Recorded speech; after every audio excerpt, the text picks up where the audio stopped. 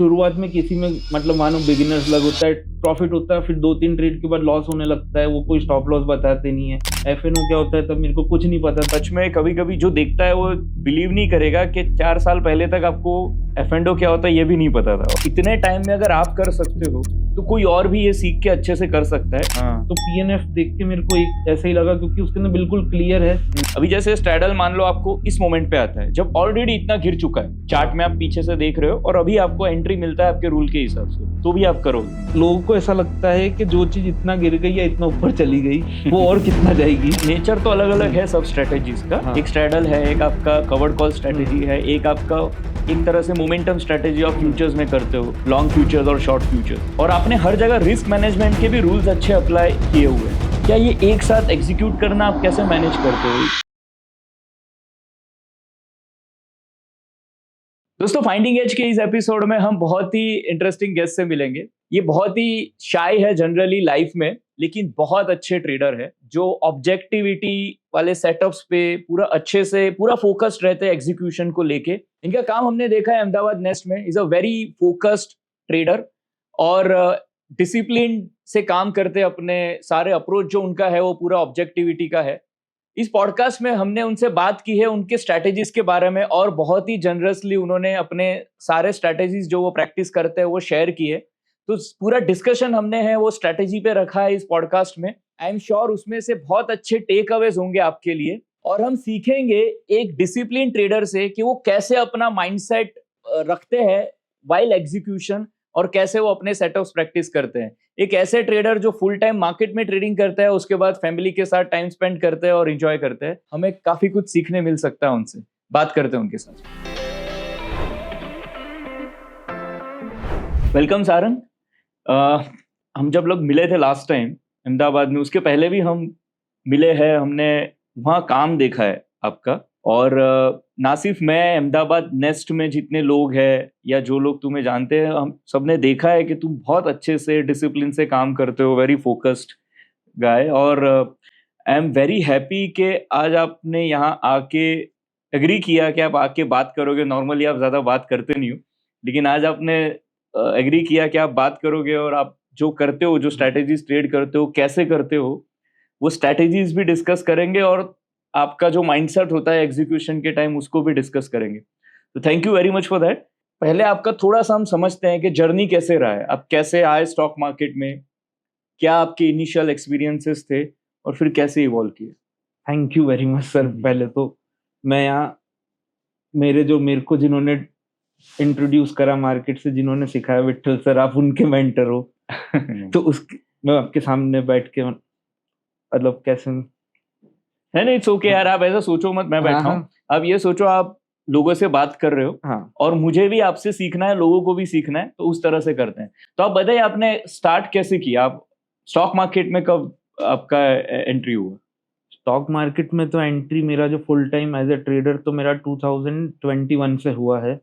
पर मैं जब मेरा कॉलेज पुणे से हुआ है, मैं नेसवाडिया कॉलेज में बीकॉम करता 2008 to 11 में। अच्छा। जब मैंने डीमेट अकाउंट ओपन हो गया था मेरा, तब मेरे को सब बताते थे, जैसे कोई टीवी पे आता है, मैं टीवी देख के कुछ भी ट्रेड कर लेता था, पर तब कुछ पता नहीं था, बस ट्रेड करके तब मैंने लॉस भी करे, फिर उसके बाद बंद कर दिया करना।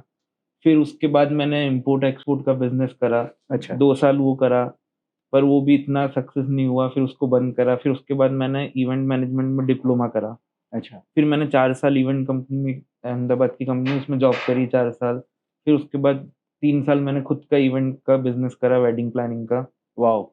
फिर कोरोना आ गया। जब कोरोना के बाद मेरे फादर ने कहा कि अब इस पे थोड़ा, ये उनको मतलब पहले वो करते थे, थोड़ा इन्वेस्टमेंट करके रखते थे। उन्होंने बोला ये देख, इसमें तेरे को कुछ देख समझ में आता है, कर। तो उन्होंने मेरे को कैपिटल दी, उन्होंने कहा कि अब कर इसको इन्वेस्टमेंट। तो मैंने तब नॉर्मल टीवी में देख के मैंने इन्वेस्टमेंट थोड़ा थोड़ा स्टार्ट करा।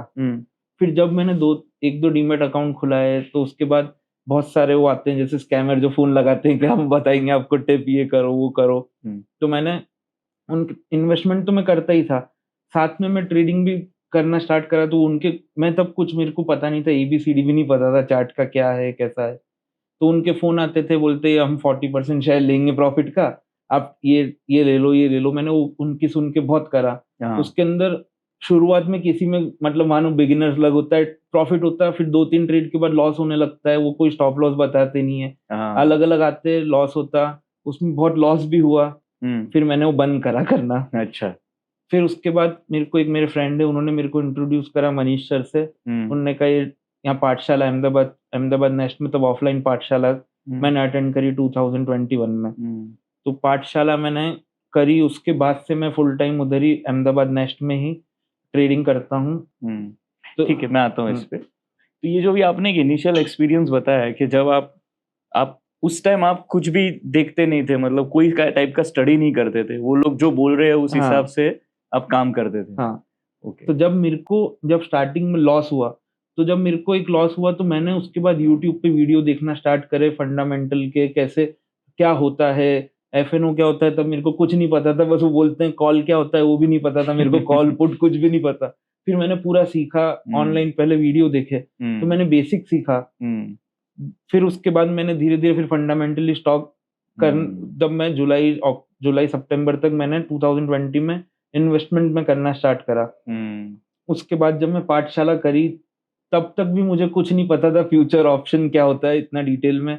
उसके बाद मैंने पूरा सीखा, फिर मैंने पीएनएफ चार्ट देखे, फिर वो देख के मेरे को, क्योंकि मैं पहले से ही जब इवेंट भी करता था तो मैं हर एक चीज मेरे को है ना एक डॉक्यूमेंटेड कि एक प्रोसेस कैसा होना चाहिए, क्या होना चाहिए, मेरे को बहुत फैसिनेट करता है कि सब कुछ होना चाहिए कि अपने जैसा दिख रहा है वही होना चाहिए।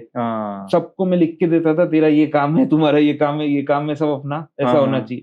तो पीएनएफ देख के मेरे को एक ऐसा ही लगा, क्योंकि उसके अंदर बिल्कुल क्लियर है कि डबल टॉप मतलब वो डबल टॉप सबके लिए सेम रहेगा, डबल बॉटम सेल तो सबके लिए सेम रहेगा। कैंडल में अभी भी मेरे को कैंडल अभी भी नहीं समझ आता है इतना। कैंडल में लाइन कोई ऐसी बनाता है, कोई सीधी करता है, वो मेरे को, इसलिए मैं पीएनएफ मेरे को पहली बार करने के बाद ही, जो पाठशाला के बाद पीएनएफ मेरे को ज्यादा अच्छा।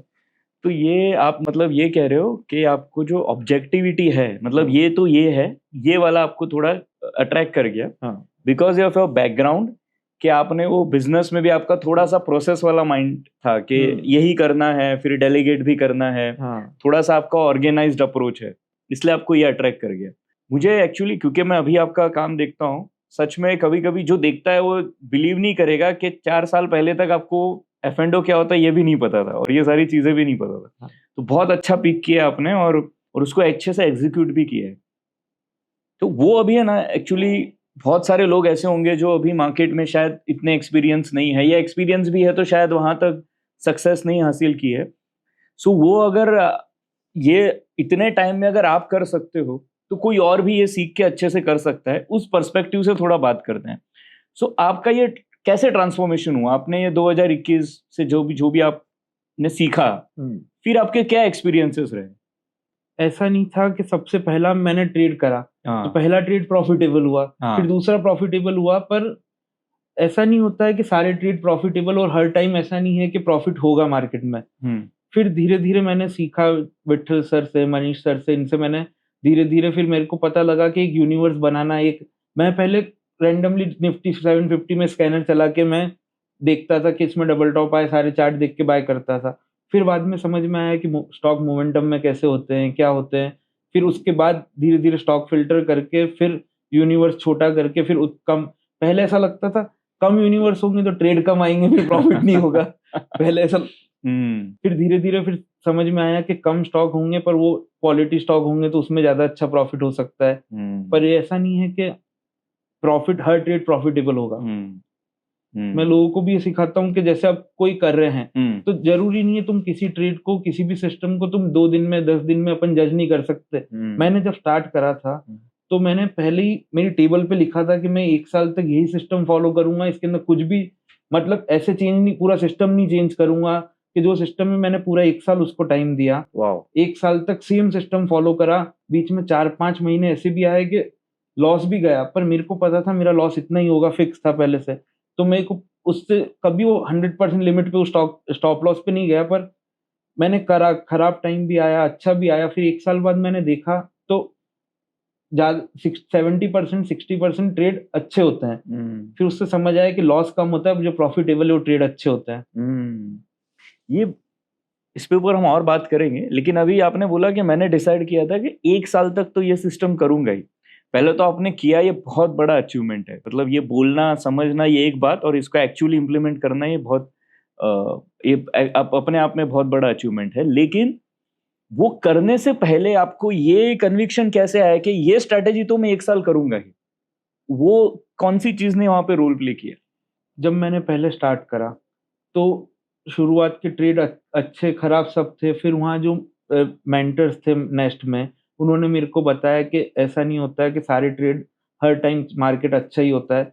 मैं पहले ओनली लॉन्ग ओनली अप्रोच में था, तो कभी मार्केट खराब होता है तो वो सिस्टम चलता भी नहीं था। पर उन्होंने मेरे को बोला कि सिस्टम, मैंने उनको सिस्टम बताया कि मैं ये कर रहा हूँ। उनके हिसाब से उन्होंने देखा, उन्होंने कहा सिस्टम अच्छा है, आप कंटिन्यू करो। तो उन्होंने थोड़ा कॉन्फिडेंस दिया नेक्स्ट में। तो उसके बाद वो मैंने सिस्टम कंटिन्यू रखा। फिर पहला 1 महीना अच्छा था, फिर 3 महीने खराब थे, फिर उसके बाद 4 महीने अच्छे आए। फिर एट द एंड 12 पूरा 1 साल हुआ कंप्लीट। मैंने जुलाई से ही स्टार्ट करा था, जुलाई हुआ नेक्स्ट। तो फिर मैंने देखा तो नेट में प्रॉफिटेबल था अच्छा। तो क्या ये मतलब है कि इसका कि या तो आप आसपास किसके साथ आप बात करते हो, मेंटर्स हैं, उस पे ट्रस्ट करके एक स्टार्ट करते हो, और फिर थोड़ा सा डिफिकल्ट पीरियड में वो डिस्कशन से बेनिफिट होता है कि नहीं, डिसिप्लिन रहना है और फॉलो करना है। तो वो जो डिसिप्लिन्ड अप्रोच है फिर वो ओवर अ टाइम काम आता है ना? ठीक है, इसके ऊपर है ना थोड़ा सा और बात करेंगे। अभी भी मुझे और समझना है कि एग्जीक्यूशन के टाइम आपके माइंडसेट कैसे आप उसको मैनेज करते हो। लेकिन वो बेटर समझने के लिए ना, जो स्ट्रैटेजीज आप करते हो ना, उसके ऊपर डिस्कशन करते हैं, तो फिर हम उसके प्रोज एंड कॉन्स पे बात कर पाएंगे। तो आप क्या क्या अप्रोचेस करते हो? आप इन्वेस्टिंग करते हो, ट्रेडिंग करते हो, आप क्या क्या करते हो, और उसमें से आज आप शेयर करना क्या चाहोगे? आप कोई चीज शेयर नहीं करना चाहते, दैट इज ऑल्सो ओके, लेकिन क्या करना चाहोगे वो बता दें। मैं मेरे पोर्टफोलियो का 50% इन्वेस्टिंग में रखता हूँ। ओके। बाकी 50% मैं ट्रेडिंग के लिए यूज करता हूँ कैपिटल। अब उस 50% से मैं एक स्ट्रेटेजी नहीं, मैं टोटल 4 स्ट्रेटेजी करता हूँ अलग अलग, क्योंकि अलग अलग मार्केट फेजेस में अलग अलग स्ट्रेटेजी चलती है। ऐसा जरूरी नहीं है कि ये स्ट्रेटेजी पूरे 12 महीने सेम स्ट्रेटेजी वर्क करेगी। तो एक में इक्विटी की स्ट्रेटेजी है जिसके अंदर कवर्ड कॉल। अच्छा, तो 50% जो है वो आपका वो लॉन्ग टर्म इन्वेस्टमेंट है? हाँ, वो लॉन्ग टर्म है। मैं उसको फंडामेंटल के हिसाब से एवरी क्वार्टर में रिजल्ट चेक करके फिर उसको। अच्छा, तो वो आपका एक पोर्टफोलियो है स्टॉक्स का? हाँ, ठीक है। वो आप फिर उसको प्लेज वगैरह करके आप ट्रेड करते हो? ठीक है। ट्रेडिंग में फिर आपका एक स्ट्रेटेजी है? एक स्ट्रेटेजी है जो फ्यूचर्स की। ओके। जिसके अंदर मैं मस्त एक सिस्टम में उसका ब्रेकआउट होता है, उसको ट्रेड करता हूं मैं। और उसको पुट लेके, अगर लॉन्ग ट्रेड है तो पुट लेके उसको हेज करके पोजिशनल स्ट्रेटेजी है। मैं इंट्राडे नहीं करता हूँ। ओके। फिर उसके बाद सेकंड स्ट्रेटेजी है कि अगर मैं एक डिलीवरी में एक लॉट के बराबर स्टॉक का पूरा एक लॉट कैश में बाय करता हूँ, उसके सामने उसका 10% 15% ऊपर का कॉल बेच के उसको कंटिन्यू रखता हूँ एक्सपायरी तक। एक है स्ट्रैडल है, तो मैं वो, और जब भी स्ट्रैडल में ब्रेक डाउन होता हूँ, मैं ऑलवेज 12 महीने में से 8 महीने वो स्ट्रैडल वर्क करता है। अच्छा। हाँ। ये 3 स्ट्रेटेजी आप करते हो, और एक आपका जो इन्वेस्टमेंट है इस टाइप का, राइट? और ये तीनों स्ट्रेटेजी आप एक्सप्लेन करोगे डिटेल में थोड़ा कि कैसे करते हो?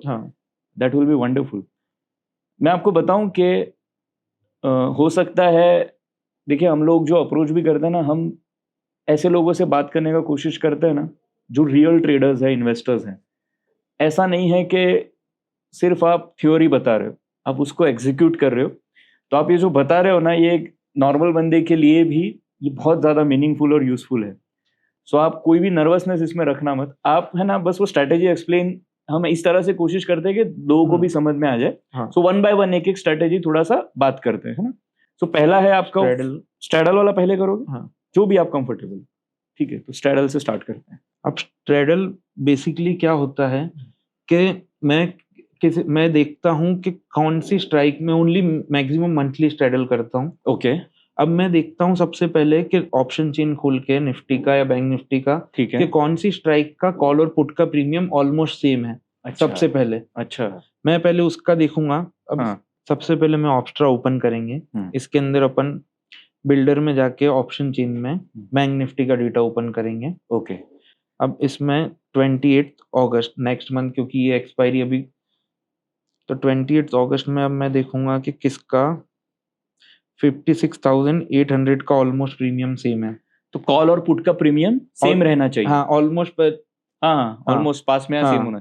वो कभी एटीएम भी हो सकता है या हाँ, ऊपर नीचे भी, या फिर फ्यूचर का एटीएम होगा ये। ओके, मैंने ये देखा है कि वो फ्यूचर का एटीएम यही होता है, फ्यूचर प्राइस का अच्छा एटीएम होता है। बट एटीएम रूल नहीं है, नहीं। आसपास भी होगा, हाँ। लेकिन कॉल और पुट सेम होना हाँ। चाहिए।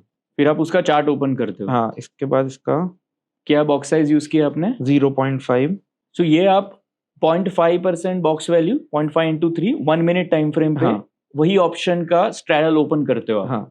ओके। अब स्ट्रैडल में मैं चेक करता हूँ कि कौन सा एंकर बना हुआ है। अब एंकर के बाद जो भी ओ कॉलम आएगा मैं उसमें स्ट्रैडल सेल कर दूंगा।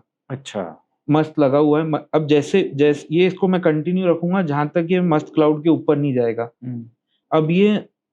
अब मेरे को इसके अंदर प्रीमियम मिला है 1400 रुपीज। ऐसे देखो तो 700 पॉइंट ऊपर और 700 पॉइंट नीचे तक इसके अंदर अपन कुछ ऐसा नुकसान नहीं होगा। पर ये अगर मार्केट यहीं रहा तो ये 1400 पॉइंट्स का प्रीमियम एक्सपायरी तक 300-400 हो जाएगा। तो ये ज्यादातर time market bank Nifty 1000 point की रेंज में ही रहता है एक महीने में, ऐसे देखें, क्योंकि हर महीना मोमेंटम वाला नहीं होता है। तो ये 70-80% टाइम अगर आप स्ट्रैडल कंटिन्यू सेल करोगे चार्ट के हिसाब से तो अपन प्रॉफिटेबिलिटी ज्यादा अच्छी आ सकती है। और इसके अंदर एक ही है कि चार्ट पे ही मैं एंट्री लेता हूँ और चार्ट पे ही एग्जिट करता हूँ। ऐसा नहीं है कि कोई भी सेम दिख गया पर अगर मस्त के ऊपर चल रहा है तो मैं सेल नहीं करूंगा। अच्छा, तो मैं इसको थोड़ा सा रिपीट करूं। आप ऑप्शन चेन में जाके कॉल और पुट का सेम वाला स्ट्राइक प्राइस लेते हो या बैंक निफ्टी और निफ्टी दोनों में करते हो? और मंथली वाला मंथली में, और मंथली में फिर उसका आके अगर कभी मंथली में अपने पास इतनी लिक्विडिटी नहीं हो चार्ट का तो कोई निफ्टी में अपन वीकली भी कोई देख सकते हैं। अच्छा। पर उसमें इतना प्रीमियम मिलता नहीं है। वीकली में 150-200 पॉइंट से ज्यादा प्रीमियम होगा नहीं। अच्छा, तो उसमें कभी मूवमेंट एक दिन गैप अप गैप डाउन हो गया 100-150 पॉइंट का तो फिर उस लॉस हो जाता है इतना। अच्छा, तो आप मंथली प्रेफर करते हो, कभी कभार वीकली देख लिया। हाँ। ओके, अब आपने वो ऑप्शन का स्ट्रैडल आपको आइडेंटिफाई हो गया कौन से स्ट्राइक प्राइस का। फिर वो स्ट्रैडल आप यहाँ पे आके उसका चार्ट ओपन करते हो 1 मिनट टाइम फ्रेम 0.5 into 3, उसमें आप मस्त इंडिकेटर लगाते हो। हाँ। उसके नीचे क्योंकि आप राइट कर रहे हो स्ट्रैडल, राइट? हाँ। तो बेरिश एंकर कॉलम है, उसके बाद आप पोजीशन लोगे। अब मुझे ये थोड़ा और समझाइए, बेरिश एंकर कॉलम एक एग्जांपल के साथ, इसको ही थोड़ा बड़ा करके भी दिखा सकते हैं। अभी मान लो ये एंकर कॉलम है। हाँ। उसके नीचे मतलब जब उसके नीचे प्राइस जाएगा तब लोग, उसके बाद जो एक्स का कॉलम बनेगा उसके बाद नेक्स्ट ओ के उसके नेक्स्ट ओ के कॉलम में। अच्छा, मतलब वो उसके कोई पैटर्न कुछ भी नहीं, सिर्फ मस्त के नीचे। और एंकर कॉलम के बाद ही? हाँ, एंकर के पहले नहीं, क्योंकि मैंने बहुत बार देखा है अगर एंकर नहीं बनता है और अपन उसके पहले एंट्री लेते हैं तो ये वापस मस्त क्लाउड के ऊपर कोई मोमेंटम आ सकता है। अच्छा। हाँ। तो अभी मान लो आपने उसके बाद एंट्री लिया, स्टॉप लॉस मस्त वाला ही रखोगे। हाँ। अगर उसके ऊपर जाएगा तो काट दोगे? हाँ, उसके ऊपर मैं थर्ड कॉलम का वेट नहीं करूंगा। जैसे ही वो ग्रीन हो जाएगा, क्लाउड लॉक हो गया, उसके बाद मैं एग्जिट। क्लाउड जैसे ही ग्रीन होता है, हाँ, लॉक मतलब उसी कॉलम में ग्रीन हो गया, आप एग्जिट कर दो। ओके, और ये आप पोजिशनल रखोगे? हाँ, ये पोजिशनल कंटिन्यू, जहां तक स्टॉप लॉस नहीं आएगा तब तक कंटिन्यू ही रखता है। अब ये जो कॉलम है, मतलब मान लो आपने अभी इसको ओपन किया, अभी तो बेरिश एंकर कॉलम मान लो नहीं है। हाँ। तो आप वेट करोगे बेरिश एंकर कॉलम आने का? मैं मतलब जैसे किसी दिन ऐसा भी होता है, नहीं आता है, 2 दिन बाद 3 कभी जब होगा तभी करना है। जल्दी एंट्री लेने के चक्कर में स्टॉप लॉस होता ही होता है, नहीं तो। अच्छा, जब ये एंकर कॉलम आया, मान लो ये स्ट्रैडल आपने आइडेंटिफाई किया। हाँ। अब इसमें आज नहीं आया, कल आया एंकर कॉलम, वो जब कल जरूरी नहीं ये सेम स्ट्राइक का सेम रहेगा। वही मैं बोल रहा हूँ। तो उस टाइम फिर क्या करोगे आप? वापस नया देखेंगे, वापस से जिसका प्रीमियम सेम होगा वो स्ट्राइक का देखेंगे। रोज का सेम, बस अगर एंट्री ली तो इसको कंटिन्यू रखेंगे, पर नई एंट्री हुई है और तो फिर नई एंट्री के लिए नया स्ट्राइक देखेंगे नेक्स्ट। ये बहुत इंटरेस्टिंग है। तो आप ये स्ट्रैडल आइडेंटिफाई करने के बाद एंकर कॉलम आया, लेकिन अगर उसका कॉल और पुट सेम नहीं है, वो जो आपका क्राइटेरिया है, तो आप नहीं लोगे उसको। हाँ, मतलब 2-3 कॉलम अब आज के दिन में अगर एंकर बना हुआ है तो मैं एंट्री ले लूंगा एंकर। अच्छा, आज के दिन नहीं बना है, मान लो कल परसों बना है, पर वो कल स्ट्राइक अगर सेम रहा तो ठीक है, नहीं रहा दूसरा है तो फिर दूसरे में देखेंगे। अच्छा, अभी जैसे एक एग्जांपल में इस चार्ट का लेता हूँ। हाँ। अभी आपने आइडेंटिफाई किया। हाँ। उसके पहले लेफ्ट में एक एंकर दिख रहा है। हाँ। लेकिन उसका अभी कोई नहीं, क्योंकि ये अभी ये एंकर तब ये स्ट्राइक का सेम नहीं होगा, क्योंकि ये अभी आज 500 पॉइंट माइनस है। तो तब ये एट द मनी नहीं होगा, एट द मनी या सेम वो प्रीमियम, सेम प्रीमियम वाला नहीं होगा, तो अभी वो मैटर नहीं हाँ। करता है। अभी अब आपको जैसे मैंने लिया हुआ है, अगर वो एग्जांपल दिखा, हाँ दिखो। ये ट्रेड मैंने 4 दिन पहले लिया था, ओके, इसमें ये वाला एंकर ठीक है, बना था, ठीक है, मैंने इसके बाद यहाँ एंट्री ली, जैसे ये वो अब- फॉर्म हो गया। हाँ, तो ये अभी तक कंटिन्यू ही है। और इसमें अभी आप जब करोगे तो अब ये जब एंकर आपने लिया था हाँ, वो फॉर्म होने के बाद हाँ, ये वो जो गैप डाउन है वो मॉर्निंग का गैप डाउन हाँ, है ना? उसके तो बाद उस टाइम आपने स्ट्राइक प्राइस में आइडेंटिफाई किया? 915 का स्ट्राइक 915 920 पे एक बार देख लेता हूँ, उसके बाद वो चार्ट प्लॉट करके फिर जैसे एंट्री मिला हो हाँ, कर दो। मान लो आपको कभी 915 920 में आपने किया, आपको मिला कोई स्ट्राइक प्राइस से स्ट्रैडल मिला, लेकिन उसमें एंकर कॉलम नहीं है, तो नहीं, तो आप फिर से उसको फिर देखते से हो? वापस में 1 घंटे बाद अगर मार्केट में हाँ। मूव आया तो फिर नया वापस स्ट्रैडल चेक करके प्राइस देख के फिर वो स्ट्रैडल में देखूंगा। तो आप हर 1 घंटे आधे जब हाँ, मार्केट में मूवमेंट आता है तब आप हाँ, देखते हो कि और कुछ अपॉर्चुनिटी। तो मैं कोशिश करता हूँ एक बैंक निफ्टी एक निफ्टी ओपन हो, फिर अगर 200-300 पॉइंट का मूवमेंट आता है निफ्टी में तो फिर नया स्ट्रैडल वापस से चेक कर सकते हैं, और अगर इसमें भी स्टॉप लॉस नहीं आया तो एक और स्ट्रैडल उसके बाद, अगर 200 पॉइंट के बाद मूवमेंट में, क्योंकि बहुत सी बार ऐसा होता है अगर 4 दिन ये स्ट्रैडल चला तो उसके बाद आपको लॉस के चांसेस तो ऑलमोस्ट 0 हो जाते हैं, और फिर उसके बाद नया स्ट्रैडल करो तो अपन एक और स्ट्रैडल में एंट्री ले सकते हैं। तो इसमें आपका रूल क्या है? मान लो एक स्ट्रैडल रनिंग है और दोनों सिनेरियो लेते हैं। हाँ, एक सिनेरियो लेते हैं कि वो आपका इन द मनी है, मतलब आपका उसमें वो नीचे है जहां से हाँ, आपने बेचा उसको। कल आपको दूसरा स्ट्रैडल आया तो आप हाँ, लोगे एंट्री? हाँ, अगर मूवमेंट आ गया होगा और इसमें स्टॉप लॉस नहीं आया है हाँ, तो मैं एक और स्ट्रैडल ले लूंगा। एक और लोगे। हाँ, ऐसे कितने तक ओपन करोगे? ऐसा कुछ नहीं है, मतलब मैं कोशिश करता हूँ 5 से ज्यादा नहीं हो, अगर 5वां ओपन होगा स्ट्रैडल तो फर्स्ट वाले में स्टॉप लॉस 100% आया होगा, क्योंकि 500 पॉइंट मूवमेंट हो गया होगा। करेक्ट। सो टिपिकली आप मतलब 5 स्ट्रैडल तक कभी ओपन हुए हैं आपके? हाँ, हुए हैं 5 मतलब ओपन हुआ और फर्स्ट वाले का स्टॉप लॉस आ गया था। ऐसा होता है। हाँ, तो निफ्टी बैंक निफ्टी में मिला के 5 या अलग अलग? निफ्टी के अलग 5 अलग दोनों के। निफ्टी के 5 हो सकते क्योंकि हैं बैंक निफ्टी में थोड़ा मूवमेंट ज्यादा होता है तब, क्योंकि उसके अंदर प्रीमियम ज्यादा होता है। बैंक निफ्टी में अराउंड 1500-1600 का प्रीमियम मिलता है। ये बहुत इंटरेस्टिंग है।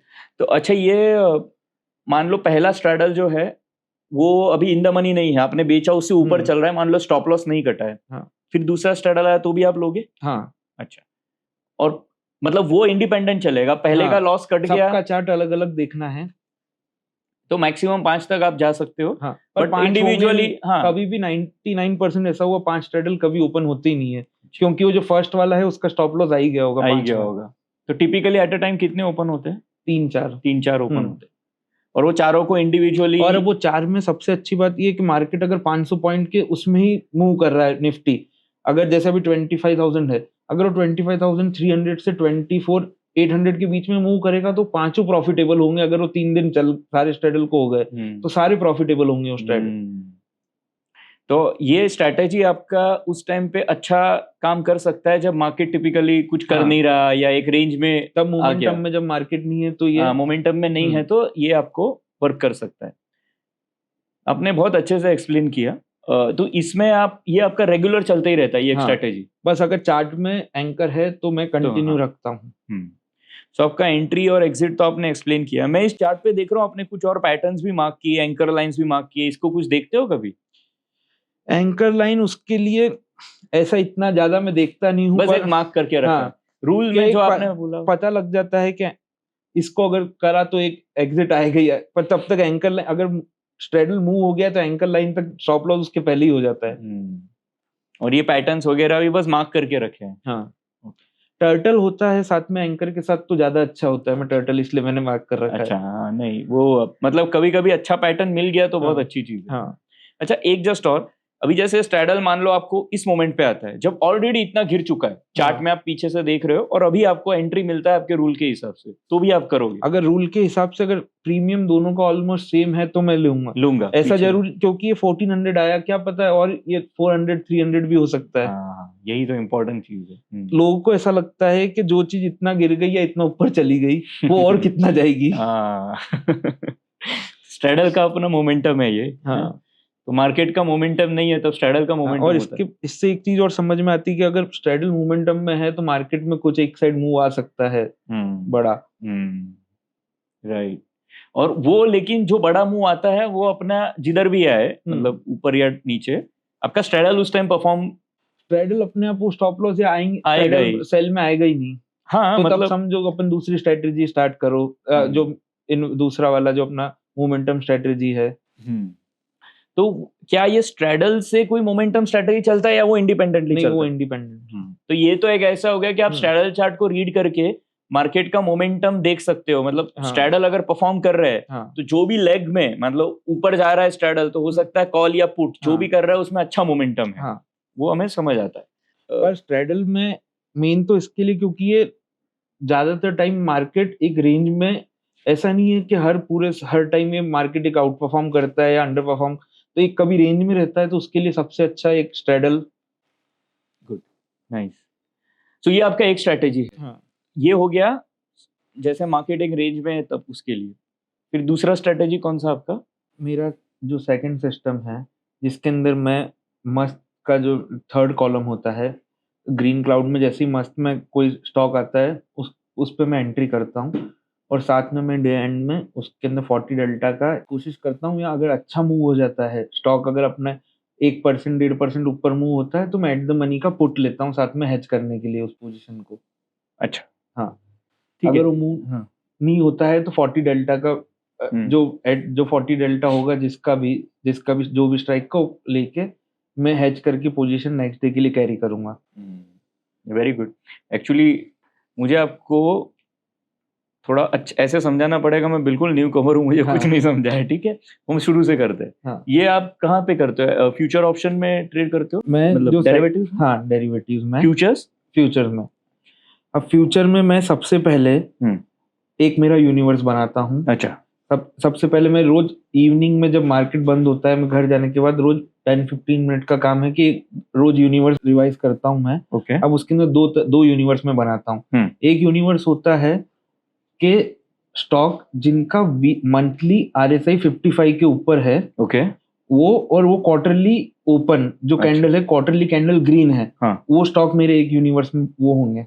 अच्छा। सेकंड यूनिवर्स जो मैं बनाता हूँ वो होता है मंथ में एक बार बनाता हूँ, जिसके अंदर देखता हूँ कि जो लास्ट 6 महीने से जो स्टॉक जिसका 20 EMA 50 EMA से जिसके अंदर ऊपर है, जो मतलब लास्ट 6 मंथ से बुलिश ही है वो स्टॉक। अच्छा। और उसमें भी फिर रोज उस यूनिवर्स पे रोज मैं बस उसको चेक करता हूँ कौन कौन से स्टॉक क्वार्टरली ओपन के ऊपर है, बस उन्हीं स्टॉक में मेरे को बाय पोजीशन लेनी है। हाँ, मतलब पहला रूल है आपका मंथली RSI 50 के ऊपर, 55 के ऊपर। हाँ।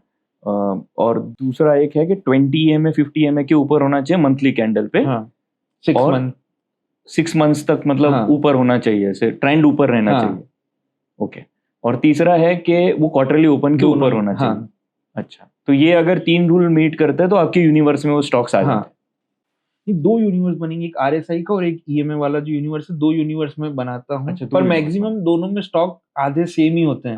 अच्छा। तो RSI वाला आप इंडिपेंडेंटली ट्रैक करते हो और ये अलग ट्रैक करते हो, 2 अलग आपके यूनिवर्स बनते हैं। ठीक है। फिर मैं यूनिवर्स बनाने के बाद अब ट्रेड पॉइंट में जो स्कैनर है, अब मैं उसमें रियल टाइम स्कैनर स्टार्ट करता हूँ। पॉइंट एंड फिगर, मैं सारे ट्रेड पॉइंट एंड फिगर में करता हूँ। ओके। तो ये जो यूनिवर्स है ये आप F&O स्टॉक्स की बनाते हो ना? F&O stocks. तो उसमें से आपके कुछ स्टॉक्स फिल्टर हो गए, ये दोनों इस पे। फिर ये मान लो एक एग्जांपल निफ्टी 200 का या F&O स्टॉक्स के आपके ये यूनिवर्स में यूनिवर्स 1 यूनिवर्स 2 ऐसे 2 बन गए। फिर उसको आप रियल टाइम स्कैनर में यूज करते हो। अब रियल टाइम स्कैनर में जैसे मेरे पास एक बना हुआ है ये RSI का। ओके। इसमें स्कैनर सिलेक्ट करते हो? हाँ, मैं इसमें स्कैनर सिलेक्ट करता हूँ। क्या स्कैनर का नाम है ये? मैं आपको एक चार्ट ओपन करके बताता हूँ कैसा स्कैनर क्या है 1 मिनट में। ओके। अब मेरा इसके अंदर एंट्री आया है इस थर्ड कॉलम में, इस जगह। ठीक है। कैसे?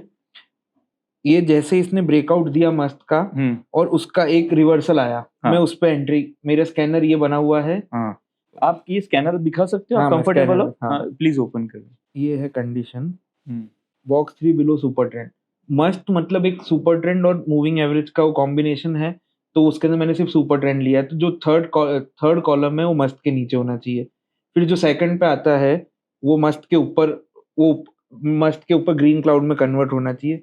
फिर उसके बाद एक और कॉलम जो O का बनेगा वो भी मस्त के ऊपर रहना चाहिए, और जो नेक्स्ट कॉलम जो आएगा उसमें मैं एंट्री लूंगा बाय के लिए। और पैटर्न O टर्न X वो तो उसके लिए लास्ट कॉलम के एक ही बार स्कैनर में आया, नहीं तो कंटिन्यू बस आता रहता है इसलिए। तो ये स्कैनर है आपका जिसमें आप बेसिकली ये डिजाइन कर रहे हो कि अगर वो मस्त के ऊपर है, पहला कॉलम ब्रेकआउट हुआ है, मतलब अभी उसके बाद एक कॉलम ऑफ वो आया, फिर एक कॉलम ऑफ एक्स आया, और सब मस्त के ऊपर है। हाँ ठीक है।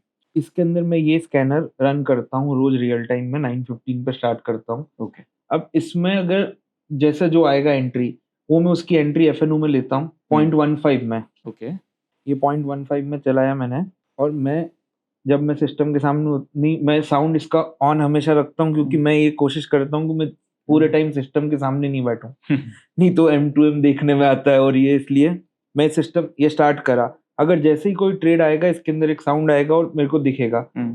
तो अब जैसे वो आएगा उस ट्रेड को मैं ऑप्स्ट्रा में पहले फ्यूचर का ट्रेड डालूंगा, फिर उसके बाद 40 डेल्टा का मैं उसके अंदर पुट लेऊंगा, फिर मैं देखूंगा कि इसके अंदर मैक्सिमम लॉस कितना आ रहा है।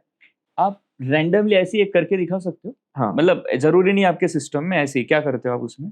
कोई भी एक एग्जांपल लो तो चलेगा। मान लो ये स्टॉक में आपको एंट्री आया। हाँ, तो मैं सबसे पहले अभी जो फ्यूचर का प्राइस चल रहा है 264, ठीक है, इसको ऐड करूंगा। ठीक है। अब ऐड करा तो इसके अंदर देखेंगे अपन तो मैक्स प्रॉफिट और मैक्स लॉस अनडिफाइंड आ रहा है। करेक्ट। अब मेरी कोशिश, अब इसके बाद मैं ऑप्शन चेन में जाऊंगा। ठीक है।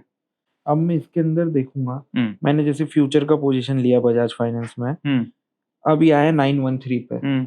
अब मैं इसके बाद ऑप्शन चेन में जाऊंगा, मैं देखूंगा कि किसका डेल्टा अप्रोक्स 40 के पास है पुट में।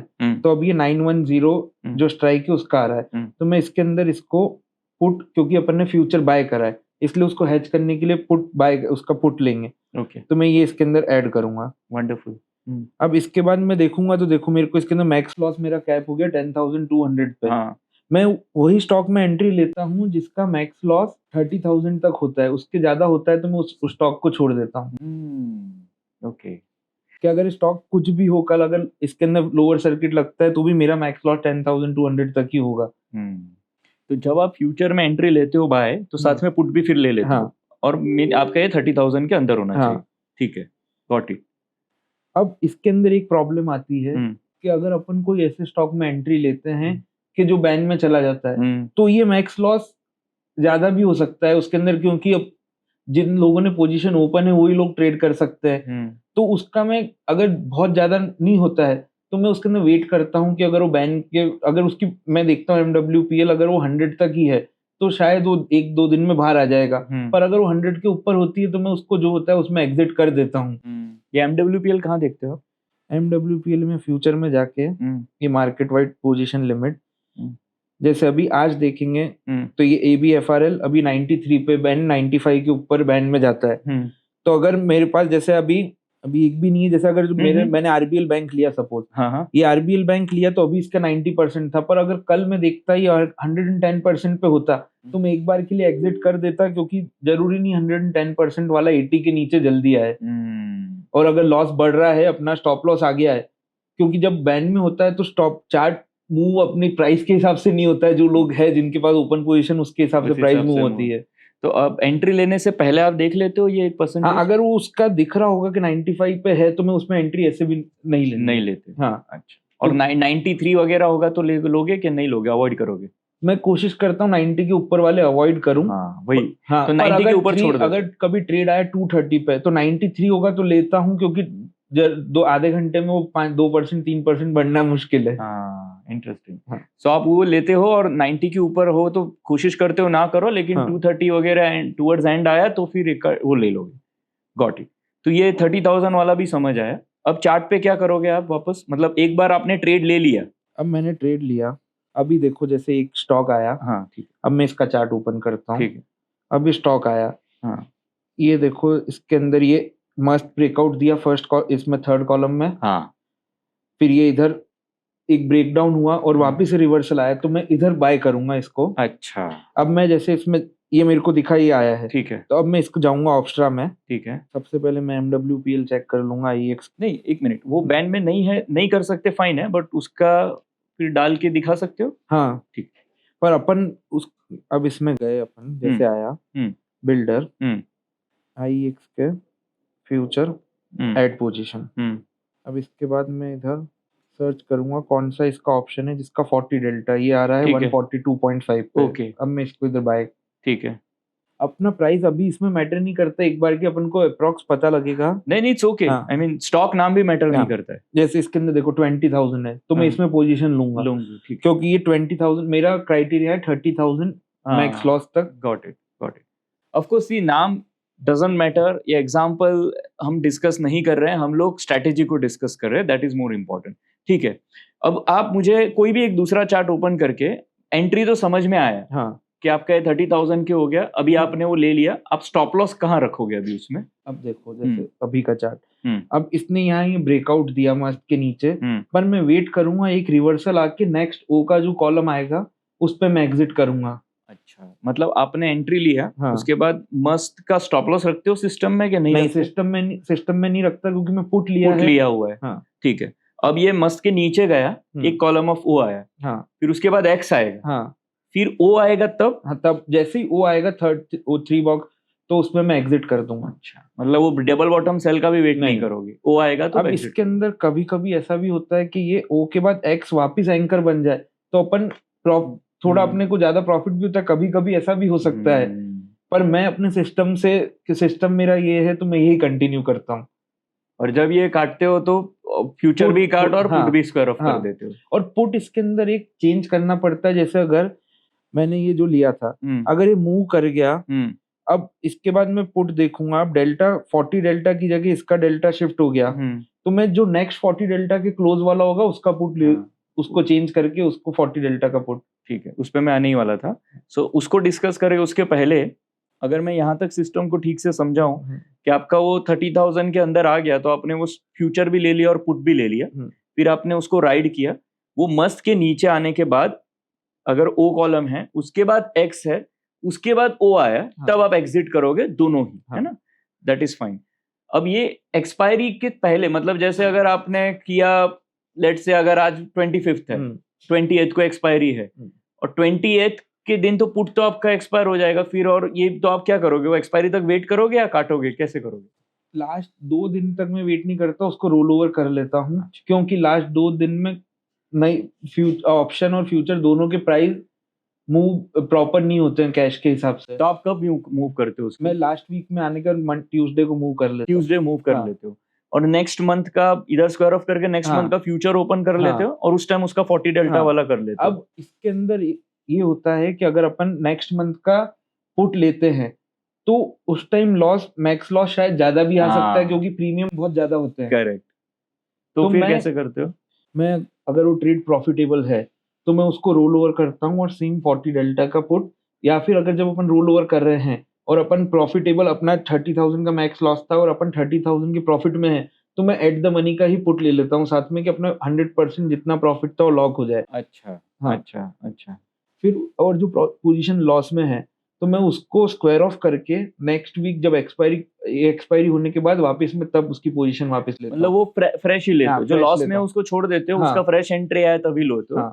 जो रनिंग पोजीशन है उसका जब आप लेते हो, तो आप देखते हो अगर आप एट द मनी में आपका ऑलरेडी उतना प्रॉफिट है, तो आप उसको प्रोटेक्ट कर लेते हो, नहीं तो आपका ये जो 30,000 वाला लिमिट है, मतलब उसका 40 डेल्टा वाला वापस खड़ा कर देते हो। ठीक है, अभी आपने एक बोला कि मान लो ये रनिंग पोजीशन है, अभी आपने एक एग्जाम्पल के लिए 100 पे कोई स्टॉक लिया, 40 डेल्टा का पुट भी आपका खड़ा है, वो स्टॉक मूव हो गया, मान लो 110 हो गया, तो वो डेल्टा भी शिफ्ट हो गया, तो आप ऐसे टाइम पे क्या डिसीजन लेते हो और कब लेते हो? अब 10% मूव हो गया, अगर अपन 100 का लेते हैं तो 10% मूव हो गया, तो अपन नया 40 डेल्टा, मैं फिर जब 10% मूव आ जाता है, कोई अगर एफएनओ के स्टॉक में 10% मूव आया 5% से ऊपर, तो मैं पुट एट द मनी पे शिफ्ट कर देता हूँ। अच्छा, 5% के ऊपर आया, तो आप, या आपका 30,000 का ऑलरेडी वो इन द मनी हो गया आप, तो आप मूव कर देते हो एट द मनी के, सॉरी मतलब मेरा इन द मनी बोलने का मतलब है कि वो ऑलरेडी आपका ट्रेड फेवर में है, सो आपका वो प्रोटेक्ट हो गया, मतलब उतना पैसा तो आ गया। 100% अपना यहाँ तक का मैं 10% प्रोटेक्ट करने के लिए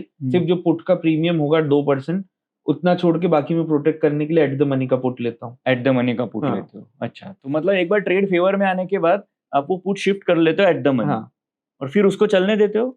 हाँ, उसको स्टॉप लॉस तक, मेरे जहां तक स्टॉप लॉस नहीं आएगा तब तक कंटिन्यू।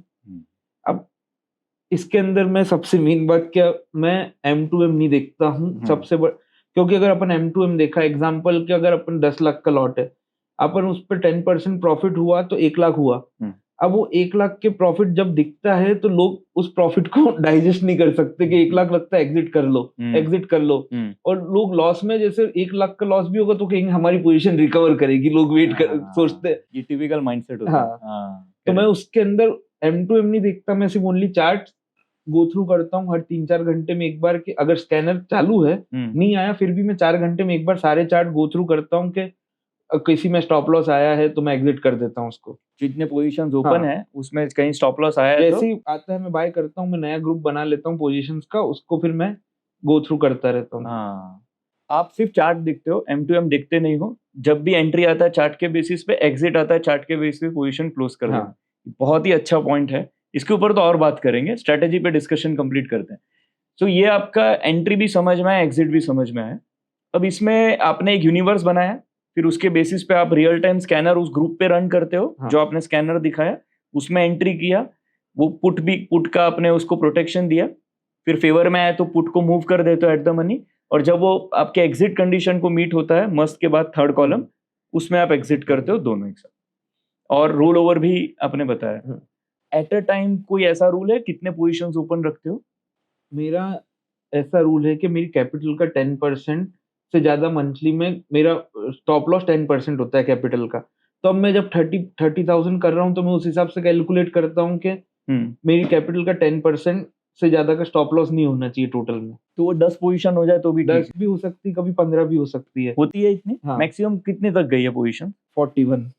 41 पोजीशन। जब बहुत अच्छा मार्केट होता है तो उसके अंदर पोजीशन इतने आते हैं, फिर लास्ट में एक टाइम के बाद फिर जब मेरा 10% हो जाता है कि मैं अगर सारे स्टॉप लॉस हिट हुए और वो 10% से 10% के बराबर हो तो मैं बंद कर देता हूँ। वाओ, अच्छा। तो ये जब मैं रफ एग्जांपल के समझ में आए इसके लिए भी बोलता हूँ कि मान लो 30,000 का आपका लॉस है और मेरे 10 ट्रेड आए, तो वो 3 लाख तक हो गया, है ना? तो अगर आपका कैपिटल जो है x amount, let's say 30 lakh का कैपिटल, एग्जांपल के लिए, तो 10% हो गया 3 लाख, तो वो 3 लाख वहां हिट हो गया, फिर आप पोजीशन लेना बंद कर दोगे क्योंकि अभी आपका 3 लाख का लॉस हो सकता है। फिर मैं वेट करूंगा, कोई एक स्टॉप लॉस आएगा तो मैं नई पोजीशन वापस लूंगा। अच्छा, तो ऐसा स्टॉप लॉस करके आपका ड्रॉ डाउन हो सकता है, कैपिटल का ज्यादा आ जाए, लेकिन एट द टाइम आपका 10% से ज्यादा का, और अभी तक 4 साल में ऐसा नहीं आया एक भी बार कि 10% ड्रॉ डाउन हुआ हो। अच्छा, हाँ, खराब मार्केट में ट्रेड ही नहीं आएंगे। अपन को ऐसा लगता है स्टॉप लॉस होगा, पर ट्रेड कोई बाय में कुछ होता ही नहीं है मस्त के ऊपर। जैसे अभी 3 महीने थे, गिन के 4 ट्रेड आया, 4-5 ट्रेड। अच्छा, इसी में ये रूल में कैलकुलेशन में मान लो आपने तो ये समझ में मान लो 3 लाख के 10 पोजीशन, 30,000 के 10 पोजीशन, तो 3 लाख का आपका रिस्क खड़ा है। अभी कोई 2 पोजीशन फेवर में आ गए, तो उसका तो अभी 30,000 का लॉस नहीं है, मान लो अभी फेवर में चल रहा है, तो उसको कैलकुलेट करते हो। जैसे वो ऑप्शना में मैं वापस पुट शिफ्ट करूंगा तो उसके अंदर मैक्स लॉस 0 हो गया, तो वो एक पोजीशन में ऐड कर सकता हूँ उसके अंदर 30,000 तक। मतलब अभी वो उसमें से निकल गया तो आपका और एक पोजीशन का वेटेज बढ़ा, इसके लिए आपके 40 तक भी पोजीशन चले गए। और तो एवरी टाइम ऑप्शना में डाल के दिखते हो? मैं हर पोजीशन ऑप्शना में ऐड करता हूँ, क्योंकि अगर मैंने ट्रेड लिया, अब मैंने आज पुट लिया और फ्यूचर लिया, तो अब जैसे मैं स्क्वायर ऑफ करूंगा तो उसका लॉस, क्योंकि पुट में लॉस बुक करके ही मैं ऊपर शिफ्ट होऊंगा, तो वो लॉस दिखेगा नहीं उसके अंदर। अपन को उसका ट्रैक रखने के लिए मैं ऑप्शना में पोजीशन ऐड करता हूँ। Very good. और ये सारे सिर्फ लॉन्ग ओनली है, मतलब सिर्फ बाय करते हो? मैं पहले 2 साल मैंने ओनली लॉन्ग ओनली अप्रोच थी, तो बीच में उसके अंदर 2 महीने 3 महीने ऐसा है कंटिन्यू, क्योंकि कोई लॉन्ग ट्रेड आ नहीं रहे थे। स्ट्रेडल भी, क्योंकि market gap up gap down बहुत हो रहा था, तो स्ट्रेडल भी इतना वर्क नहीं कर रहा था। मैंने फिर जब अपना नया सिस्टम डी स्मार्ट आया तो फिर मैंने उस पर देखा, तो फिर मैंने डी स्मार्ट को थोड़ा स्टडी करके उसके हिसाब से एक शॉर्ट का भी बनाया मैंने। इसी सेम ऑलमोस्ट सेम ही है, पर उसके अंदर मस्त की जगह मैं डी स्मार्ट यूज करता हूँ। उसके अंदर मैं यूनिवर्स ऐसे बनाता हूँ। मैं सबसे पहले डेली में FNO यूनिवर्स में जिसका RSI डेली में 50 से कम है वो स्टॉक लेता हूँ, और उसमें सिर्फ डी स्मार्ट जैसी सेल में आता है उसको शॉर्ट करता हूँ। डी स्मार्ट के नीचे आ गया तो शॉर्ट करता हूँ। उसमें थर्ड कॉलम वाला रूल नहीं, उसमें थर्ड कॉलम नहीं है, क्योंकि डी स्मार्ट में बहुत छोटा स्टॉप लॉस होता है, और शॉर्ट एंट्री क्योंकि ज्यादा लंबी नहीं चलती है, वो 2 दिन 3 दिन ज्यादा नहीं होती। कभी अच्छा ट्रेंड आया तो ही होगा, नहीं तो 2-3 दिन। तो डी स्मार्ट शॉर्ट में कम प्रॉफिट, कम वो होता है, रिस्क भी कम है। और उसको काटते कब हो? जैसे ही डी स्मार्ट में ऊपर आता है। तो उसमें भी ये कॉल लेते हो प्रोटेक्शन? हाँ, पर डी स्मार्ट में कॉल लेने के लिए ना मैं डे एंड पे कॉल लेता हूँ उसके अंदर। अच्छा, क्योंकि सेम टाइम पे लूंगा तो डी स्मार्ट बहुत कम उसके अंदर, मतलब इतना बड़ा मस्त में बहुत लंबा अपन को टाइम मिलता है। तो जैसे शॉर्ट किया आपने, फिर डे एंड पे अगर अपनी फेवर में है कि नहीं है तो मैं उसके अंदर क्योंकि मैं शॉर्ट ज्यादा फेवर नहीं करता हूँ, इसलिए मैं ऑलमोस्ट एट द मनी से एक स्ट्राइक नीचे का ही मैं कॉल ले लेता हूँ सीधा। अच्छा, उसमें ये 40 डेल्टा वगैरह नहीं, उसमें एट द मनी से एक स्ट्राइक नीचे। अच्छा, उसके नीचे आप कॉल लेके उसको छोड़ देते हो, फिर वो पोजिशनल आपका हो गया। तो ये एक्चुअली जो आपने बताया ये और एक सिस्टम है अपने आप में जो शॉर्ट का है ना? ठीक है, तो ये आप इंडिपेंडेंटली रन करते हो। और उसमें मुझे अच्छा लगा आपने जो बताने, बहुत लॉजिकल है कि आप उसमें RSI डेली पे 50 के लिए देखते हो। क्योंकि मेरा हमेशा मानना है, जो मैं बेहतर बोलता भी हूँ, कि जो लॉन्ग के लिए वर्क होता है एग्जैक्टली अपोजिट शॉर्ट के लिए नहीं वर्क होता है। और आपने बहुत अच्छे एग्जाम्पल से इसको एक्सप्लेन किया। आपका लॉन्ग का स्ट्रेटेजी एक अलग है और शॉर्ट में आपने अलग रूल्स किए जिसका एक अलग स्ट्रेटेजी है। इंटरेस्टिंग। तो ये एक आपका पूरा एक सिस्टम हो गया, और उसके अलावा एक और कुछ करते हो आप? जो मेरा दूसरा स्ट्रेटेजी है जिसको मैं कवर्ड कॉल करता हूँ। Covered call? हाँ। सो फ्यूचर्स में करते हो ये? नहीं, कैश में। ओके। अब कैश में इसके अंदर ऐसा है, मैं निफ्टी 100 के स्टॉक्स ही लेता हूँ मैं। अब इसके अंदर मैं आर जोन में एक अपने फीचर है RS मैट्रिक्स का। अब उसके अंदर मैं निफ्टी 100 का एक यूनिवर्स लेता हूँ और उसको डिनोमिनेटर में लेता हूँ निफ्टी 500। अब उसके अंदर मैं स्कैन करने के बाद जो परफॉर्मेंस स्कोर में जिसके टॉप 10 जो स्टॉक है मैं उन सब में पोजीशन लेता हूँ। उन सब में पोजीशन जितना फ्यूचर का जो लॉट साइज है उसके उतना लेता हूँ सेम। उसके बाद मैं 10% ऊपर का कॉल सेल कर देता हूँ उनका। अब इसमें ऐसा होता है कि अगर पोजीशन अपने फेवर में गया तो वो जो कॉल उसको मैं देखता नहीं हूँ, ना M2M देखता हूँ ना कुछ, ये ऑटो स्क्वायर ऑफ पे रहता है इसके अंदर। तो अब मैं 10%, जैसे एग्जांपल कोई स्टॉक है 600 का, मैंने उसको बाय करा, उसका लॉट साइज है 500 का, तो मैंने उसके 500 शेयर लिए 600 पे। अच्छा, ओके। अब मैं 660 का, अगर 60 के 20 के मल्टीपल में नहीं है तो 650 का एक इस मंथ के एंड का मैं कॉल बेच दूंगा उसका। अब उसका प्रीमियम अप्रोक्स 1.5 से 2% मिलता है अपन को। वो बेचा, अगर वो स्टॉक अपने फेवर में मूव करा तो जैसे उसकी क्लोजिंग अगर 640 हुई, 630 हुई, तो 650 के ऊपर नहीं गया तो अपन को प्रीमियम मिल जाएगा इस महीने में। फिर मैं नेक्स्ट मंथ में उसको कैरी फॉरवर्ड करता हूँ, फिर नया कॉल बेचता हूँ वापस। अब पर इस बार मैं जो क्लोजिंग प्राइस है उससे 10% ऊपर का कॉल सेल करूंगा। तो अब 630 है तो उसके ऊपर मैं 680 पे जाता हूँ, 680, 690, 680 जिसमें प्रीमियम होगा ज्यादा, तो 680 का मैंने कॉल बेचा। अब नेक्स्ट मंथ मानो कि इसकी क्लोजिंग हो गई 700 पे स्टॉक की, तो मेरी डिलीवरी जाएगी 680 पे।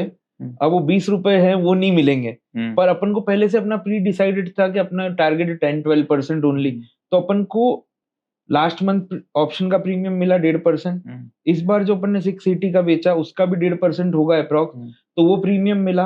वो अपन को प्रीमियम लॉस में नहीं होगा, अगर आप ऑटो स्क्वायर ऑफ पे जाने दोगे तो प्रीमियम जितना बेचा है उतना अपन को मिलेगा, और साथ में ये स्टॉक ऑटोमेटिक अपने 680 पे सेल हो जाएंगे।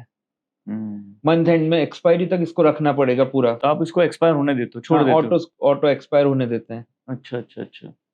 तो वो जो लास्ट में आपने ऑप्शन बेचा है, तो वो तो आपका मान लो 650 पे आपका था, आपने 10% ऊपर का लेट्स से 700 का कॉल बेचा और क्लोजिंग 710 पे आया, तो जो कॉल बेचा था उसके ऊपर तो आपका वो ऊपर का लॉस तो आपको बुक करना है, बट उसके ऊपर आपका लॉस बुक नहीं करना है, डिलीवरी में आपको मिला है वो। हाँ, डिलीवरी में 700 पे गया, पर जैसे एग्जांपल देता हूँ, मैंने 700 का 5 रुपए में बेचा था कॉल। अब जब ये 710 हुआ, 710 पे क्लोजिंग हुई तो उसका प्रीमियम 10 होगा, और साथ में अपने 600 पे पहली बार में बाय करा था तो 100 रुपीज इसमें भी मिला कैश में भी, प्लस पहली बार में अगर अपन ने 2 रुपए मिला, 3 रुपए मिला, वो प्लस 5 रुपए, 8 रुपए एक्स्ट्रा हुआ, तो अपना अप्रोक्स 708 पे गई डिलीवरी। ओके, तो अभी मान लो ये तो मैं समझ गया कि मान लो आपने 600 से बाय किया है, वो 730 तक गया, तो पहले भी आपने कुछ प्रॉफिट्स बुक किए है, तो इन द ओवरऑल प्रॉफिट में हो सकता है। मान लो पहला ही ट्रेड लेट्स से 650 पे बाय किया स्टॉक और लेट्स से 700 का कॉल बेचा है, मान लो 5 रुपए पे आपने वो राइट किया ऑप्शन, एक्सपायरी हो गई 730 पे। सो आपका ये होगा कि आपका जो ऑप्शन जो है वो 5 रुपए का वो उसका वो प्रीमियम एंड में आपने एक्सपायर भी होने दिया तो 30 हुआ, लेकिन आपका डिलीवरी में है इसकी वजह से वो नहीं होगा। ठीक है, अब ये हो सकता है कि ये तो समझ में आ गया कहीं ना कहीं आपका ऊपर प्रॉफिट कैप हो गया, उसके बाद जो है आपका डिलीवरी जाएगा और उसके सामने कॉल ऑप्शन जाएगा, लेकिन स्टॉक नीचे आ गया तो कॉल ऑप्शन तो चलो वर्थलेस हो जाएगा, लेकिन डिलीवरी आपने जो लिया है वो लॉस होगा। तो आप उसमें कुछ लॉस बुक करते हो? कोई एग्जिट का रूल है इसके अंदर? अगर मैं वापस चेक करता हूँ, अगर वो RS परफॉर्मेंस मैट्रिक्स में अगर अभी भी वो टॉप 20 में है, तो मैं उसके अंदर अगर अपन मानो कि 650 का लिया है, वो 600 होता है, तो मैं उसके अंदर 600 का पुट भी बेचता हूँ साथ में उसके बाद। अच्छा, कि अगर वो 600 अपन को लगता है 10% नीचे 600 हुआ, तो 600 का मैं पुट बेचूंगा, तो एक लॉट और बाय होगा, तो मेरा एवरेज आ गया 625 का। ओके। फिर मैं जैसे अगर वो आती है डिलीवरी, अगर वो नहीं आया 600 के नीचे, अगर वो अच्छा ही है स्टॉक मोमेंटम में होगा, तो 600 पे नहीं आएगा, तो जो अपन ने 2-3 जितने भी बेचा उतना प्रीमियम अपन को मिलेगा। तो जब आप लेते हो पोजीशन पहली बार, वो सिंपल कवर्ड कॉल होता है। हाँ। लिया, आरएस में टॉप 10 पे है, सिर्फ टॉप 10 आरएस में आया तो लेते हो, कोई पैटर्न वगैरह भी देखते हो उसमें? उसके अंदर में पैटर्न को देखने, एंकर हो, सुपर पैटर्न हो, कुछ वो देखना, मतलब कोई एक अच्छा चार्ट हो तो अच्छी बात है। चार्ट होना ही चाहिए, कोई सुपर पैटर्न या एंकर फॉलो थ्रू हो तो ही लेना। अच्छा, तो उस टाइप का पैटर्न आप देखते हो, उसके बाद आप उसमें बाय करते हो, कवर्ड कॉल कर लेते हो। उसी टाइम पे पुट राइट करते हो? नहीं, अगर पहले महीने में अपनी पोजीशन से कॉस्ट से नीचे आता है, बीच मंथ में अपन को लगता है अपनी 650 की बाइंग है, अगर वो 640 630 चला गया, तो मैं एक 10% नीचे का पुट बेच देता हूँ कि एक लॉट और अपना बाय हो सकता अगर आता है तो। अच्छा, तो और उससे अपनी कॉस्टिंग भी कम हो जाएगी। तो आपने फिर ऊपर एक कॉल तो बेचा हुआ है, अब आपने पुट भी बेच दिया नीचे, क्योंकि आपके वो नीचे आ गया, वो आपकी पोजीशन नीचे जा रही।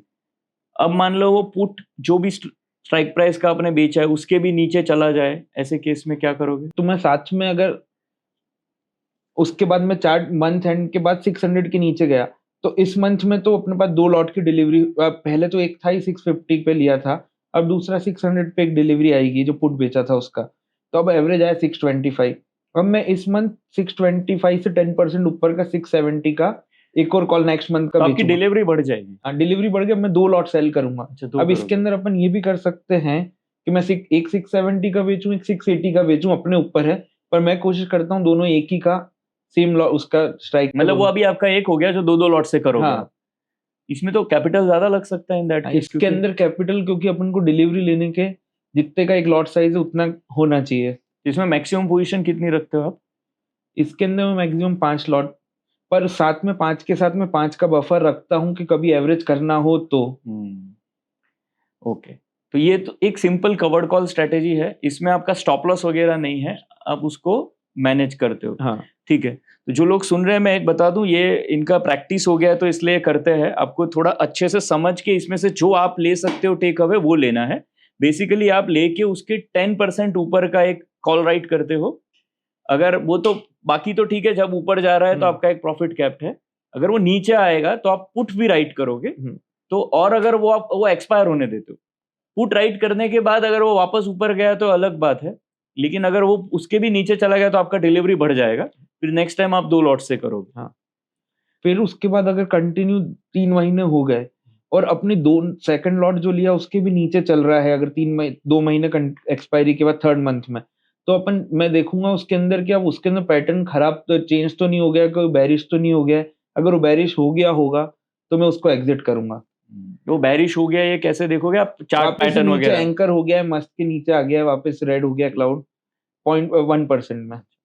और ये आप स्टॉक्स जो है, मान लो अभी एक आपका हो गया, मंथ क्लोज हो गया, प्रॉफिट लॉस जो भी हुआ, नेक्स्ट मंथ आप वापस वो टॉप 20 देखोगे और उन्हीं स्टॉक्स में करोगे? टॉप 20 देखूंगा, पर अब मेरे पास अगर पोजीशन 3 ओपन है तो मैं सिर्फ 2 ही नहीं ले सकता हूँ पोजीशन। Got it.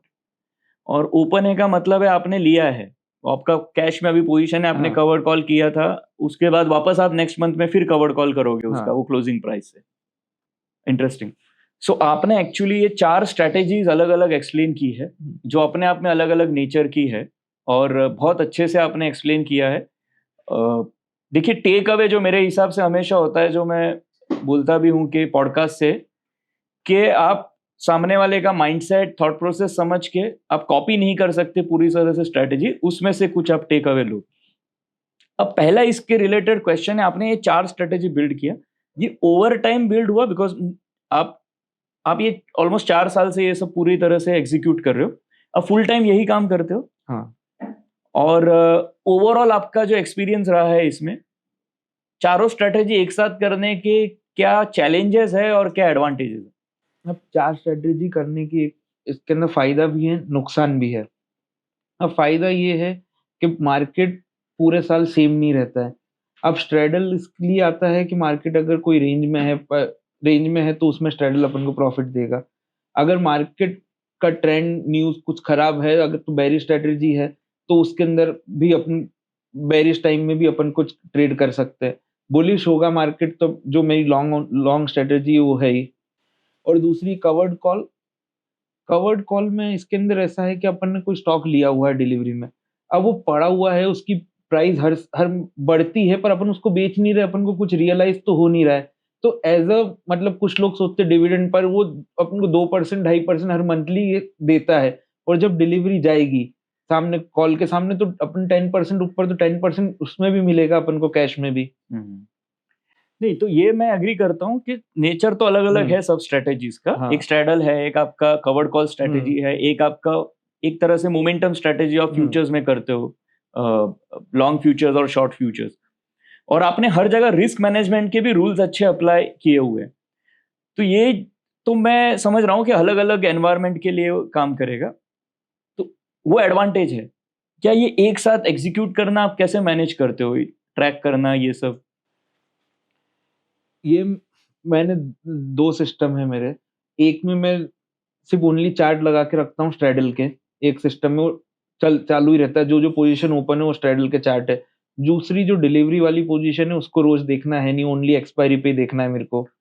जो फ्यूचर वाली है उसका मैंने दूसरा सिस्टम है, उसमें स्कैनर चला रखा है। जैसे स्कैनर में आता है, मैं ऑप्शन में पोज़ीशन ऐड करके देखता हूँ, अगर मेरे रिस्क उसमें आ रहा है तो मैं उसको लेता हूँ पोज़ीशन, नहीं तो और साथ में जैसे ही मैं पोज़ीशन ऐड करता हूँ, उसको मैं दूसरे ग्रुप में ऐड करके उसका एग्ज़िट का स्कैनर भी चालू कर देता हूँ साथ में। और लास्ट में जब हाफ एन आवर पहले मैं सारे चार्ट एक बार मैन्युअली चेक करता हूँ। तो काफ़ी आपका क्लैरिटी है कॉन्सेप्ट्स में, इसकी वजह से आप अच्छे से कर सकते हो। तो ये प्रैक्टिस भी किया है आपने इसको, वो दिखता है इसमें। आपने इसमें एक बोला था कि मैं जब ये देखता हूँ, मैं एम टू एम नहीं देखता हूँ। आप किसी भी स्ट्रैटेजी का एम टू एम ट्रैक नहीं करते? नहीं। अच्छा, ये मैनेज कैसे किए? ये मेंटालिटी बहुत मेहनत से पहले 1 साल तक तो मेरे को ऐसा था कि मैं कोई स्टॉक आया, अब मैंने वो स्टॉक लिया, अब उसके अंदर स्टॉप लॉस था 20,000, पर मैं उसको 25,000 तक भी होल्ड करता सोचता था कि नहीं मैंने लिया है, रिवर्स होगा। तो और दूसरा प्रॉफिट में ऐसा होता है, प्रॉफिट अगर अपन एम टू एम देखते हैं, तो अपन को ऐसा लगता है इसके अंदर 5,000 मिल रहा है, चलो एग्ज़िट कर देते हैं, वापस नीचे आ गया तो। एम टू एम नहीं देखने का मेरा वो ये कि मैं अगर एम टू एम देखूँगा तो मैं अपन सिस्टम के हिसाब से करना है तो एम टू एम देख के कोई पता है, अपन को पहले से ही पता है कि मैक्स लॉस तो इतना होना है, प्रॉफिट तो अपन को पता है ही नहीं, सिस्टम जब एग्जिट देगा कितना भी प्रॉफिट हो सकता है, प्रॉफिट अनलिमिटेड है, लॉस अपना कैप है, तो एम टू एम देख के करना क्या है। हाँ, नहीं ये बात देखिए बहुत लोगों को पता होता है, लेकिन ये अगर ये फॉलो हो जाए ना, कि क्योंकि हम एमटीएम देख के करेंगे कि हमारा काम तो सिस्टम के हिसाब से, तो लोगों का काम बहुत अच्छा हो सकता है, पर ये नहीं हो पाता है ना। तो यही मैं समझने की कोशिश कर रहा हूँ कि इसको किया कैसे। अभी कभी कभी क्या होता है कि जैसे एक आपका एम टू एम है, कोई 1 लाख रुपए का प्रॉफिट दिखा रहा है, बाद में ट्रेड क्लोज होते होते वो मान लो 10-15 हजार का प्रॉफिट हुआ, लेकिन फिर वो दुख होता है कि यार इतना मिल रहा था वो गया। इसके अंदर अगर अपन ने करा, एक बार अपन ने सिस्टम छोड़ा, अब मेरे को 1 लाख प्रॉफिट दिख रहा है पर मैं 20,000 पे निकला, 15 पे निकला, पर मैंने एक बार सिस्टम छोड़ा तो मैं हर बार यही सोचूंगा कि चलो अभी दिख रहा है, क्या पता वो प्रॉफिट 1 लाख का 5 लाख भी हो सकता था। ये आपने बहुत अच्छा पॉइंट बोला। ये एक बिल्कुल एक सिस्टम ट्रेडर ही यही बातें कर सकता है। तो आप ये कह रहे हो कि सिस्टम को अगर ब्रीच किया, वो प्रॉफिट ले भी लिया, लेकिन सिस्टम टूट गया, वो शॉर्ट टर्म है फिर वो शॉर्ट टर्म है। हाँ। क्योंकि सिस्टम तोड़ दिया तो आगे जाके वही चीजें आपको लॉस भी देगा, तो हाँ। अल्टीमेटली वो तकलीफ ही देने वाला है। ठीक है, अब ये सिस्टम फॉलो करते करते डिसिप्लिन से आप सब कर रहे हो, लेकिन कभी होता है ड्रॉ डाउन आता है, लॉस आ रहा है, उस टाइम पे ये नहीं होता है कि यार कुछ और करते हैं, या मैं कुछ कर रहा हूं उसमें प्रॉब्लम है, कुछ और देखते हैं? देखो मेरा एक बात ऐसी है कि मेरे को ऐसा नहीं है कि मेरा फैमिली बिजनेस मेरे फादर करते हैं, तो मेरे को ये प्रॉब्लम नहीं है कि मेरे को घर चलाने के लिए हर महीने पैसे चाहिए। मैं जितने ट्रेडर से मिलता हूँ, मैं उनको ये समझाता हूँ, जैसे अगर वो जॉब छोड़ के ट्रेडिंग कर रहे हैं, फुल टाइम ट्रेडर है, तो मैं उनसे कहता हूँ पहले आप अपना मंथली एक्सपेंस निकालो। अब आप जो मंथली एक्सपेंस है उस हिसाब से आप मिनिमम 1 साल का पैसा आप अलग लिक्विड फंड में या किसी में डाल के रखो कि आप फ्री माइंड से आप ट्रेड तो कर सकते हो। उसके बाद क्या आपको पता है अगर 4 महीने भी आप लॉस में हो और आपकी स्ट्रेटेजी सही है, तो आप 1 साल तक आपको ये प्रॉब्लम नहीं है कि घर कैसे चलेगा मेरा।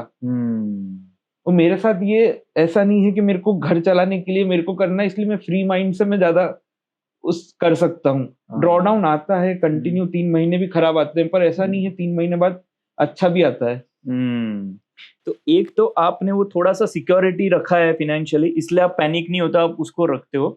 और बाद में आप अगर डिसिप्लिन से वही स्ट्रेटेजी को ठीक से फॉलो किया तो भले 2-4 महीने खराब भी जाए, लेकिन बाद में वो अच्छा टाइम भी आता है ना। मैंने क्योंकि स्ट्रेटेजी वो 4 साल देखी है, तो मेरे को पता है कि स्ट्रेटेजी खराब नहीं है, स्ट्रेटेजी अच्छी है, पर वो मार्केट की कंडीशन ऐसी नहीं है कि इस टाइम ये होगा। और क्या मल्टीपल स्ट्रेटेजीज रन करने से एक तो होता है कि कभी यहाँ नहीं तो यहाँ बेनिफिट होता है, लेकिन कभी कभी ऐसा भी होता है ना, इधर प्रॉफिट हो रहा है, इधर ये सिस्टम में लॉस हो रहा है, तो अल्टीमेटली अपने को तकलीफ हो रहा है, ऐसा होता है। पर सब में अपना रिस्क अलग अलग है। अब जैसे मैं जो फ्यूचर का लेता हूँ उसके अंदर 30,000 आएगा। अगर अपन स्ट्रेडल लेते हैं तो स्ट्रेडल अगर आप चार्ट के हिसाब से करोगे तो उसके अंदर मैक्सिमम लॉस आपका, मेरा आज तक मेरे को मैक्सिमम लॉस 9-10 हजार का ही आया एक लॉट पे। 10,000 12,000 12,000 बहुत एक्सट्रीम केस में आया। नहीं तो अपना जो, अगर अपन है ना, लॉस अपना कैप है, प्रॉफिट अपना अनलिमिटेड है। अगर मेरे 60% ट्रेड भी 50% भी अगर मेरे प्रॉफिटेबल होते हैं तो मैं प्रॉफिटेबल ही रहूंगा। Got it. और ये बिकॉज ये आप अभी अहमदाबाद नेस्ट में बैठ के, वहां पे और भी ट्रेडर्स हैं, आप ये एग्जीक्यूट करते हो, एक तो सबको पता है कि आप बहुत डिसिप्लिन से एग्जीक्यूट करते हो। ये जो लोगों के साथ बैठ के बात करके उधर से कुछ बेनिफिट होता है? बहुत बेनिफिट होता है। अगर मैं यही सेम चीज अगर मैं घर पे बैठ के करता तो मैं इतने ट्रेड कर भी नहीं पाता। लोग रहते हैं वहाँ, सारे ट्रेडर है। अगर अपन कुछ कर रहे हैं रोज, अपन कुछ ना कुछ नया सीखने को मिलता है वहां पर, कुछ नया फीडबैक मिलता है कि इस स्ट्रेटेजी में अभी ऐसा टाइम है कि अपन ये स्ट्रेटेजी पे ज्यादा फोकस कर सकते हैं, कुछ ना कुछ नया सीखने को मिलता है। तो ये एक होता है कि एक एनवायरनमेंट वहां बन जाता है। हाँ। और डिसिप्लिन ट्रेडर के साथ रह के शायद थॉट प्रोसेस वैसा हो जाता है। मतलब आप बैठो ना, आप जिसके साथ उठते बैठते हो, क्या बात करते हो, उस हिसाब से आप भी सोचते हो। सो अगर डिस्कशन सिर्फ स्ट्रेटेजीज और डिसिप्लिन पे हो तो चीजें बेटर हो सकती है। हाँ। और नेक्स्ट में मैंने देखा है, मतलब लोग अलग अलग स्ट्रेटेजीज भी ट्रेड करते हैं अपने हिसाब से। लोग वहाँ ऐसा नहीं है कि सब एक ही स्ट्रेटेजी, सब अपनी स्ट्रेटेजी ट्रेड करते हैं, फिर उसको डिस्कस भी होती है। हम रोज अलग अलग, कोई अगर किसी ने कोई स्ट्रेटेजी बनाई हम डिस्कस भी करते हैं, फिर सब अपना फीडबैक देते हैं उसके ऊपर कि इसके अंदर ये प्रॉब्लम है, इसके अंदर थोड़ा और इम्प्रोवाइज आप ऐसे कर सकते हो। और वहाँ मोटिवेशन मिलता है कि अपन कुछ कर रहे हैं, तो अगर सब एक ट्रेडर है तो कोई थोड़ा मोटिवेट होते हैं सब साथ में। नहीं, डेफिनेटली आई एग्री। तो मैं जस्ट बता दूं कि ये अहमदाबाद नेस्ट की जो बात कर रहे हैं, एक डिफाइन एज ने एक इनिशिएटिव लिया था ट्रेडर्स नेस्ट करके कुछ सालों पहले, कि वहां पे बस लोग आके बैठेंगे और डिस्कशन करेंगे और साथ में ट्रेड करेंगे। उसको एक मनीष भाई है वो जो अहमदाबाद में, उन्होंने वो इनिशिएटिव आगे लिया है। वहां पे वो कंडक्ट करता है, लोग उनके ऑफिस में जाके इस तरह से ट्रेड करते हैं, स्ट्रैटेजीज पे डिस्कशन करते हैं। आइडिया ये है, अगर कभी अहमदाबाद विजिट करो तो एक बार जाके देखो ऑफिस में। आई थिंक वहाँ पे बहुत ऐसे ही ट्रेडर्स मिलेंगे जो अपने फोकस्ड रह के अपने स्ट्रैटेजीज पे काम करते हैं। डिस्कशन ये भी है, मैंने उनको बोला है कि कुछ और जगह भी ये सेंटर्स में स्टार्ट करना चाहिए। क्यों? बस कॉन्सेप्ट ये है कि लोग मिले, पैशनेट लोग हैं, सबका पैशन ट्रेडिंग है, इन्वेस्टिंग है। 100% ट्रेडर ही है। हाँ, फुल टाइम ट्रेडर। हाँ, और ज्यादातर ये है कि डिसिप्लिन सीखना वो बहुत जरूरी होता है। तो शायद लोगों के साथ रह के वो मोटिवेशन मिलता है। वहाँ बैठ के अपने आप लोगों को, दूसरे को देख के डिसिप्लिन के उनको पता लगता है सिस्टम कितना इंपॉर्टेंट है। हाँ। और अगर ऐसा कुछ नहीं कर सको तो आप एटलीस्ट ये कर सकते हो कि आप कोई अपने ऐसे फ्रेंड्स जो डिसिप्लिन्ड ट्रेडर्स हो, उसका एक कम्युनिटी में साथ में काम करो, जहां पे डिस्कशन स्टॉक्स पे ना हो कि स्ट्रेटेजीज पे डिसिप्लिन कैसे रह सकते उस पे हो, तो शायद काम अच्छा हो सकता है।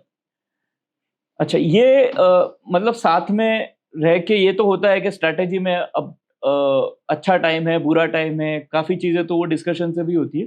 इसका कभी ऐसा होता है कि किसी ने कोई नया स्ट्रैटेजी, नया इंडिकेटर बोल दिया तो फिर इन्फ्लुएंस होकर आपको लगता है मैं स्ट्रैटेजी ट्वीक कर लूं, उसको कैसे ओवरकम करते हो?